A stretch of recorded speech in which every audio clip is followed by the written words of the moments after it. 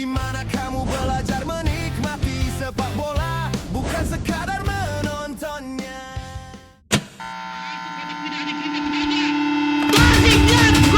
Dan murah-murah kata Bung Binder. Iya. Kata Bung Binder belanjanya Itu murah-murah. dibenarkan oleh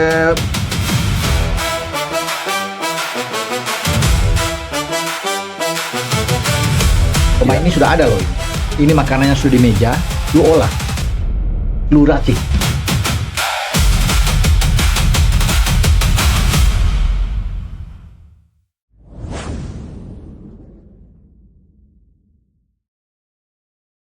Di awal musim yang pastinya Persib Bandung terseok-seok, Bang, ya kan? Iya, betul. Dia kalah sama Persita, dia Iya. kalah sama Persija, ya, dia kalah sama Malut juga, ya kan? Untuk Andri Jung datang lama mainnya, Iya. Tom Hai, Bang. Tiba-tiba di match day 27 ini dia Oke. bisa naik ke atas. Iya. Bagaimana caranya ini? Secara otomatis pertanyaan saya mulai dulu dari kekecewaan Bobotoh ketika Ciro, DDS, Tyron, Gustavo Franca, Franz Butuan, terus ke Dewa lagi ada Edo Febriansa, ada nih. Itu dirombak begitu, sangat kecewa. Tapi kok bisa tiba-tiba ini seorang Bojan hendak mengolah ini? Ini bagaimana ceritanya nih, Ya Bang? sebetulnya saya juga nggak tahu ini resepnya apa dari Bojan Hodak. Karena bagi saya merombak the winning team, Yes. itu kan the winning team tuh. Dari musim pertama Bojan bawa juara ke musim kedua kan penambahan pemainnya nggak terlalu signifikan. Palingan berapa pemain lah yang ditambah. Tapi dari musim kedua dia ke musim ketiga ini kan cuci gudang. Istilah yang dipakai cuci gudang nih, belasan pemain yang dilepas. Jadi saya pun ada beberapa kawan yang ngomong ke saya pada saat ini terjadi, wah ini sepertinya Persib Bandung musim depan nih, waktu di awal musim dia ngomong, ini musim depan nih sebelum musim dimulai. Ini Bung Binder sendiri yang ngomong nih ya? Bukan saya, Oh, bukan. ada kawan saya yang ngomong ke saya. Dan dia juga bobotoh, dia bilang, aduh ini ngeri juga nih, kenapa? Dia bilang, ini kan yang lepas nih pemain-pemain yang sudah punya chemistry nih, ya kan ini sudah akur banget nih, sudah cair banget nih permainannya. Wah nih kayaknya agak berat nih Persib nih musim ini nih. Takutnya nih struggling, artinya berjuang. Berjuang untuk apa? Saya nanya, wah takutnya nanti berjuang agar gak degradasi. Sampai sekhawatir itu, ini kawan saya. Dan bukan satu, ada dua.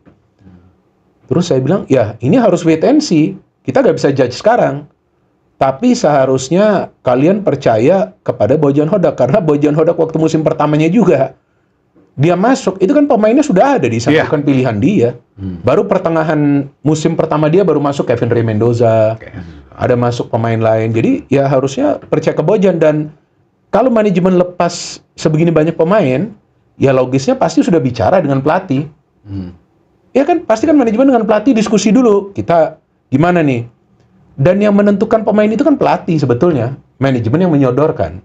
Artinya Bojan tahulah ini sedang terjadi dan apa yang nanti akan dia lakukan. Ya memang itu jadi anomali ya. Biasanya kan sebuah tim yang sudah sukses, mereka melakukan perubahan pun perubahan yang diperlukan gitu, bukan perubahan yang drastis. Ini kan seperti anti teori ya. Bagaimana Bojan itu terutama musim ini melakukan pergantian pemain yang sangat masif, itu benar-benar memang di luar nalar juga, dengan tetap berusaha untuk menjaga ambisinya untuk repeat. Itu kan kalau awal musim pasti kita nggak ngira ini bakal endingnya bagus. Karena secara teori mesti kalau perombakan itu, apalagi tadi sempat disebut ya sampai 70-80% ya perubahannya ya. Itu kan minimal Bojan itu akan rebuild dulu, akan recycling lagi, mungkin akan juara lagi tapi nggak musim ini. Teorinya kan seperti itu. Tapi faktanya ya inilah spesialnya dan istimewanya Bojan ya. Dia bisa mematahkan apa ya istilahnya teori bahwa tim juara yang dirombak abis gak akan mungkin bisa juara back to back lagi atau apalagi ini repeat. Ternyata dia bisa buktikan itu. Itu kan saya rasa langka ya terjadi di dunia. Mungkin ya mungkin skalanya kalau kita kecilkan di Indonesia lah. Kayaknya nggak ada tuh yang ganti begitu masif. Terus kemudian bisa tetap existing dan stabil sampai akhir gitu. Inilah istimewanya Bojan, kita harus apresiasi luar biasa. Walaupun secara pendekatan musim ini memang berbeda ya, pendekatan dari tactical game-nya, terus approach kepada tim-tim lawannya, analisnya segala macam dibanding musim sebelumnya. Kalau musim sebelumnya kan kita sering bahas bahwa Persib itu lebih banyak mengandalkan pada kecepatan penyerang-penyerang mereka, keberingasan, kebuasan Ciro, DDS, terus imajinatifnya Terran Del Pino gitu kan ya. Tapi musim ini agak berbeda banget. Bukan agak berbeda, memang berbeda cara mainnya, walaupun Persib punya pemain-pemain berlabel bintang ya, bahkan datengin Tom Haye, datengin Reinders ya, dan lain-lain gitu ya. Tapi Persib tetap bermainnya nggak seperti yang di musim sebelumnya, bermainnya ofensif, tapi bermainnya lebih defense counter gitu ya. Ini saya kira ini formula yang menarik ya, perlu studi juga sih memang untuk tim-tim lain dengan perubahan seperti ini, dengan pemain yang sebenarnya punya kualitas juga kalau mereka bermain dengan cara yang sama seperti musim sebelumnya, bermain tetap menyerang, mengalir gitu, tapi ternyata Bojan memilih cara yang berbeda gitu. Barangkali karena Bojan melihat Persib ini di 2 musim terakhir juara terus dengan langgam yang sama dan mengandalkan penyerang-penyerang yang tajam, dengan mengandalkan kecepatan dan seterusnya. Kalau itu dipertahankan, mungkin analis dari tim-tim lawan tuh sudah mulai membaca. Jadi Bojan lakukan cara ataupun game plan ataupun skema yang agak berbeda, tapi mereka tetap visinya bagaimana caranya menang. Tapi kalau soal pemain kemudian bisa beradaptasi, awal musim mereka terseok-seok itu wajar, kan dibongkar total kan. Iya. Tapi kemudian pada saat mereka bisa kompak, ya ini tentu berkat Bojan Hodak lah yang bisa diskusi dengan mereka. Dia tahu skema apa yang harus dia pakai dari satu pertandingan ke pertandingan lainnya. Jadi ini sudah peran dari pelatih dan pemain yang punya passion, yang punya mental, sama lah seperti pemain yang sebelumnya. Di 2 musim awal Bojan juga bagus-bagus, sama punya passion, punya mental juara, dan mereka masuk dengan tantangan untuk melanjutkan tren juara. Pemain-pemain baru ini kan sekarang dapat tantangan. Setelah back-to-back juara, bisa kan nih kita bawa hat-trick juara kan? Ini kan tantangan bagi para pemain baru. Cuma bagusnya ya manajemen Persib memang datengin pemain-pemain yang berkualitas. Dan di awal musim mereka sudah siapkan pemain-pemain ini. Jadi di pertengahan musim nggak banyak pemain baru yang masuk, Bang. Siapa aja? Sergio Castel, Kurzawa, sama siapa ya, Bang? Kayaknya cuma 2 ya. Tim Gepens. Dion Marks. Tapi Dion Marks kan untuk long term. Dion Marks. Katanya itu untuk long term lah, masa depan. Kemudian Kurzawa, kalau menurut saya sih ini sebenarnya marketing sih ini. Iya. Kurzawa lebih ke marketing ya. Dan ya walaupun marketing, kalau saya sebelumnya tuh ada podcast dengan salah satu narsum, dia juga ngomong, dia bilang oke, memang Kurzawa ini untuk marketing, tapi kalau ada Kurzawa di dressing room, di locker room Persib, pemain yang pernah main untuk PSG, yang main di Liga Champions langganan, pasti dong para pemain Persib juga, wah, akan terbawa dong dia punya ini, dia punya auranya akan ke bawah ini, aura positifnya. Benar juga saya bilang. Nah, maka itu saya sering panggil narsum-narsum, kenapa? Karena saya ini juga masih belajar, kadang-kadang kita nggak tahu nih. Tapi narsum itu cerita ke saya baru yang podcast kemarin tuh. Dia bilang itu kan sebetulnya pemain-pemain Persib itu sebetulnya wah, ada Kurzawa ini kan bisa dapat juga nih ilmu nih. Walaupun memang dia ya sudah beberapa bulan nggak main ya, jadi secara teknis ya sulit lah. Tapi dengan adanya dia di dalam tim Persib ini, belum lagi secara non teknis lah, penjualan jersey katanya sekarang di putaran kedua jersey Kurzawa paling laku. Luar biasa Laku loh. Nah, inilah kecerdasan dari manajemen Persib. Bukan artinya mereka beli pemain hanya murni marketing, enggak. Pasti Kurzawa akan dicoba kalau bisa mainlah reguler. Tapi kan dilihat juga sisi positif lainnya seperti non teknis, bantu mental para pemain. Dia masuk aja tuh ke lapangan kemarin tuh, Bang, lawan Bali, baru masuk gol. Dan ada lu pergerakan dia itu terus bola lewat. Iya. Jadi ya menurut saya memang nih pemilihan pemain yang pas. Kadang-kadang kan pilih pemain juga gak pas, ya itu sebuah resiko lah. Pas, pelatihnya tenang. Jadi nih semua manajemen, pelatih, pemain ini bersatu ya. Jadi cepatlah mereka naik, dan saya jujur saya gak pernah menyangka bahwa mereka kemungkinan akan juara lagi. Iya. Bohong lah, kalau saya dari awal mengatakan, oh ini bisa juara lagi. Orang kawan saya 2 orang aja yang boboto aja khawatir. Ya, karena kita berpikir ini lagi mau regenerasi nih. Yes. Jadi mau overhaul ulang lah gitu. Jadi mungkin ekspektasinya tadi itu, udahlah kita tahun ini kita lepas mungkin. Ya nggak taunya tadi yang dijelaskan sama Bung Binder kan, pemain yang didatangkan bukan kaleng-kaleng lagi nih mah, luar biasa. Tom Haye, juga tadi Elionor Reinders, Barba. Barba luar biasa itu. Gabil, Putros, segala macam itu, name it lah itu. Semua benar, ternyata mereka menyimpan apa ya, ibaratnya kalau perang itu ketika kamu punya rencana itu jangan kamu kasih tahu ke lawan. Jadi seperti itu mungkin filosofinya. Dan it worked very well until this second. Ya kita kan nggak tahu nih, masih ada berapa pertandingan lagi. Anything can happen. Iya. Walaupun saat ini mereka ada di pole position untuk juara. By 4 leadingnya. Iya, by 4 leading against Borneo.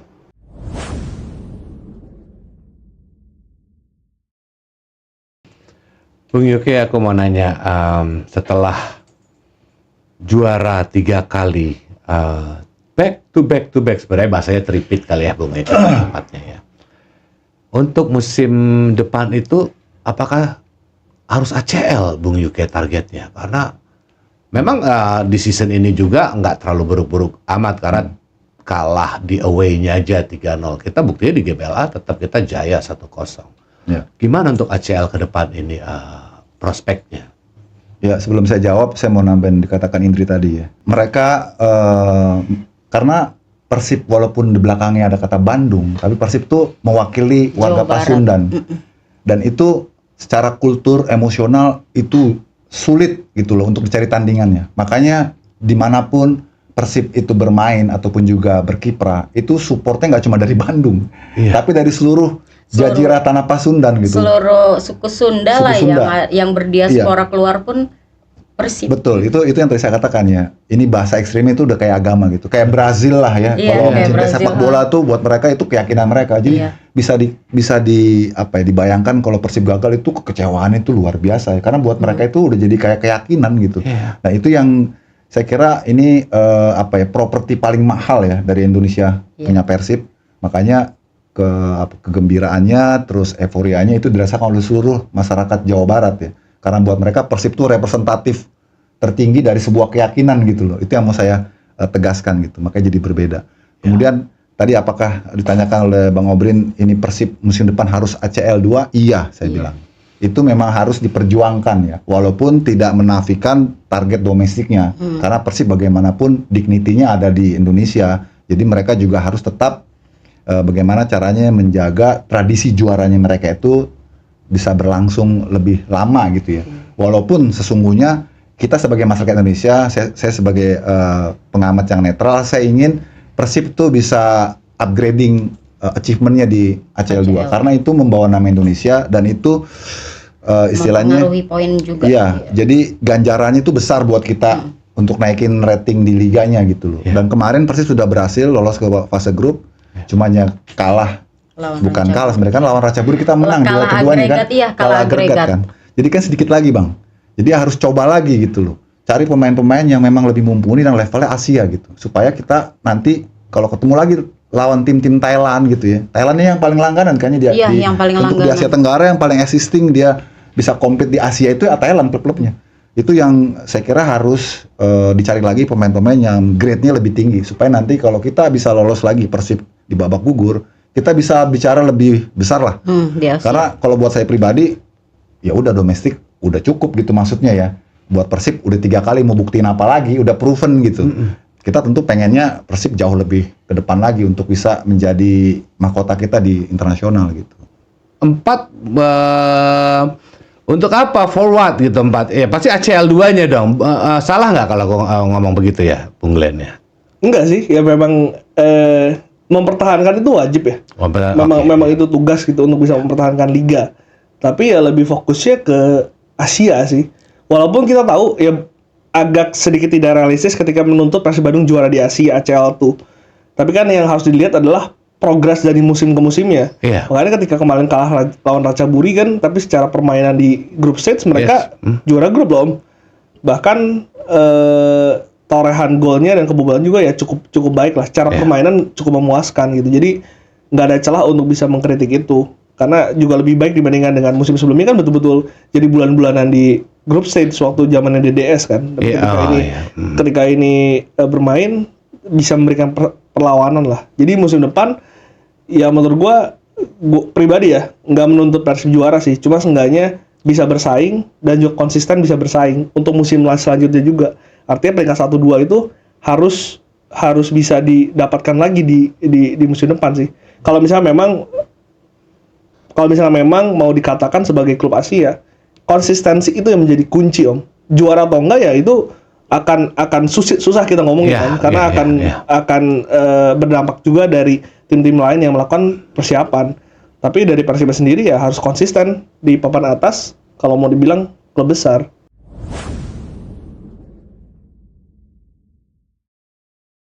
Di babak kedua Persib praktis tidak ada Hanya nunggu aja, serangan iya. yang serangan berbahaya ataupun shot. Praktis dia hanya menunggu Persija, membiarkan Persija bermain dengan bola, menunggu, dan tapi ya berhasil.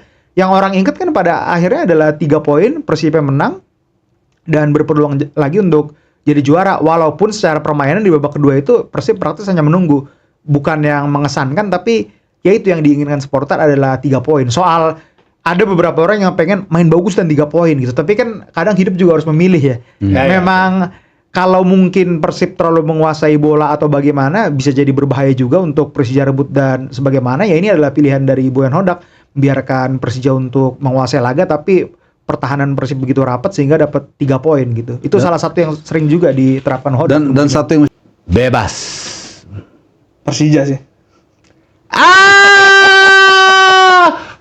Tadi udah lewat sensor metal detector, udah lewat tadi, Bill. Editor udah lewat ya.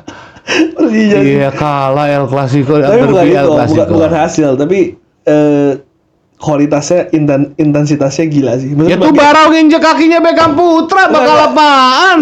Yang paruh kedua. Oh, yang paruh kedua. Yang paruh kedua Oke. itu kan itu seru banget sih. Terlepas dari kalah atau menang ya, cuman itu pertandingannya seru banget. Aku nikmatin, Bang. Nikmatin Aku ya. nikmatin. Karena Persija tuh 30 menit mainnya bagus banget loh. Wih. Persib sebelum golnya Adam, nggak ada bola yang dipegang sama Carlos Eduardo.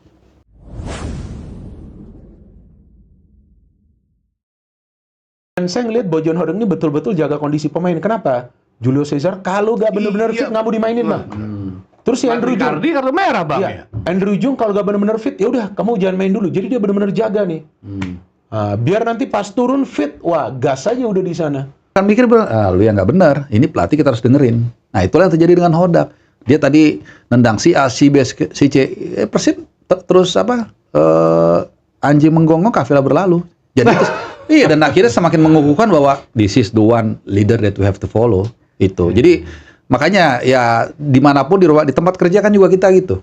Either you follow your boss or you get off from the office. Sudah selesai. Tinggal kita buktikan siapa yang benar. Iya, Hodak nunjukin bahwa ya tim tuh lebih besar daripada satu pemain aja gitu.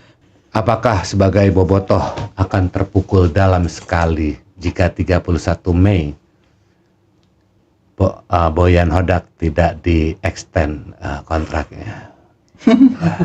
Berat ya, soalnya udah cinta mati kayak Bobotoh sama Bojan ya. I see.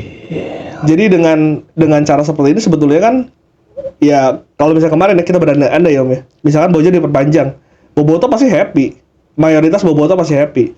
Kalau Bojan tiba-tiba mundur, udah pasti langsung banyak tekanan. Ini kenapa manajemen nggak bisa mempertahankan pelatih yang udah bawa tripit? Ini kenapa harus keluar? Pasti kan ada suara-suara seperti itu kan. Tapi ketika sekarang dijadikan seperti ini, jadi netral. Lihat di sosial media, tone-nya netral. Karena Bojannya dianggap masih tetap berada di klub meskipun bukan day to day, dan penggantinya ini yang menurut gue krusial. Igor ini menurut gue dipercaya oleh Bobotoh bisa mengambil tongkat estafetnya Bojan gitu. Jadi secara kestabilan di dalam internal baik itu di tim maupun manajemennya stabil. Bobotohnya pun akhirnya ketika tadi potensinya adalah riak atau enggak, ini jadi netral Om. Jadi menurut gua transisi yang sangat bijak dilakukan oleh manajemen sih. Karena nggak suka Bojan keluar itu akan terjadi kapanpun itu kita nggak tahu. Cuma dengan seperti ini, masa transisi seperti ini, jadi ya diharapkan sih secara prestasinya nggak akan terlalu signifikan ya perubahannya. Karena kebayangkan ketika misalkan ada pelatih baru yang masuk, ya belum tentu itu kok secara tim komposisinya dia mungkin bisa merubah komposisi itu. Kalaupun misalkan nggak bisa, ini udah fondasi yang sudah tepat dari Bojan. Tapi secara game plan, apakah pelatih baru ini bisa memainkan pemain-pemain ini? Itu kan menjadi perdebatan lagi, bisa menjadi gejolak lagi, bisa berujung pada dampaknya pada prestasi Persib lagi. Tapi dengan seperti ini, menurut gue ini masa transisi yang baik sih. Sebagus-bagusnya Bojan, pada akhirnya harus diingat tidak ada nama yang lebih besar dari nama klub.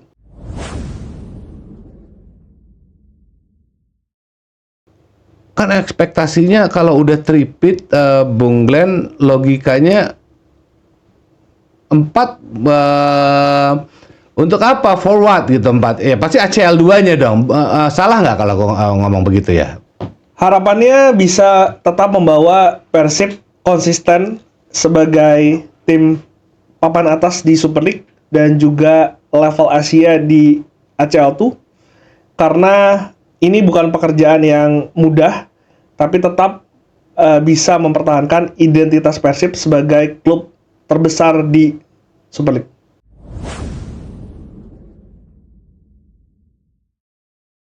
Jadi kita gak boleh merasa kita yang paling hebat. Makanya nih abang gue ini, waduh, yang paling gue respect ini. Walaupun kita beberapa kali sering beda pendapat, tapi kita gak musuhan. Bukan hanya nggak musuhan, malah hahaha gitu. Iya bener. Jadi istilahnya tuh zat kimianya itu bagus. Yes. Jadi- Kalau sama terus malah nggak enak. Iya. Kalau sama terus malah gak enak, betul. Akhirnya pembicaranya di situ-situ. Betul. Dan saya respect dengan beliau karena walaupun dulu kita sempat sepanggung sekali ya di sebuah podcast. Sekali aja. Terus beliau Belum kenal baik kita. Tiba-tiba beliau yang telepon saya. Saya kaget. Sangat ini saya nggak lebih nggak kurang. Beliau sangat respectful ke orang. Kalau orangnya juga respect. Kalau nggak respect, ya silakan simpulkan sendiri. Gak, kita harus respect kepada orang lain. Iya. Jadi kita gak boleh lihat orang lain itu statusnya apa. Ini cerita sedikit, saya pernah, teman saya sudah lama di sekolah, dia telepon sudah habis mungkin 15 tahun baru dia telepon. Wah, 5 sekali itu. Oke, dia bilang saya ada proposal buat kamu. Oh, saya kaget kan kok setelah 15 tahunan nih baru telepon. Oke lah. Saya bilang nggak apa-apa kita ketemu. Saya bawalah ada sepupu saya, dia sebetulnya itu bisnis dia lah. Akhirnya ini pas kawan saya datang ini, kita kan tungguin, kebetulan lah kafe yang kita duduk itu memang ada kacanya. Kelihatan.